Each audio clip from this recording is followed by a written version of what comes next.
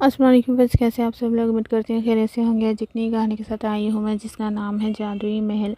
एक छोटे से गांव में अरब नाम का एक गरीब लेकिन ईमानदार लड़का रहता था। उसे नई नई जगहों की खोज करना बहुत पसंद था। एक दिन वह जंगल में घूम रहा था, तभी उसे एक चमकता हुआ नक्शा मिला। नक्शे पर लिखा था, जो सच्चे दिल से खोज करेगा उसे जादुई महल मिलेगा। अरब बहुत उत्साहित हो गया और नक्शे के अनुसार चल पड़ा। कई घंटों की यात्रा के बाद वे एक बड़े पहाड़ के पीछे पहुंचा।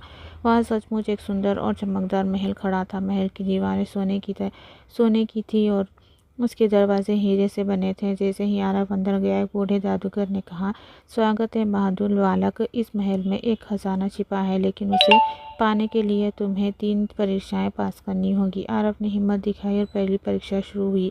पहली परीक्षा दया। उसने एक घायल पक्षी को देखा।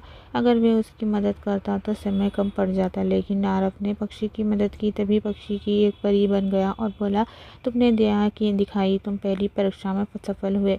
दूसरी परीक्षा ईमानदारी की थी। उसे एक कमरे में सोने के सिक्कों से भरा संदूक मिला। आवाज़ आई, जितना चाहे ले लो, लेकिन आरव ने कहा, मैं केवल उतना ही लूँगा जितनी मुझे ज़रूरत है। वे दूसरी परीक्षा में भी सफल हो गया। तीसरी परीक्षा साहस। आखिरी कमरे में एक विशाल ड्रैगन खड़ा था। आरव डर गया, लेकिन उसने हिम्मत नहीं हारी। उसने ड्रैगन से कहा, मैं लड़ने नहीं, दोस्ती करने आया हूँ। ड्रैगन मुस्कुरा दिया और जादुई द्वार खुल गया।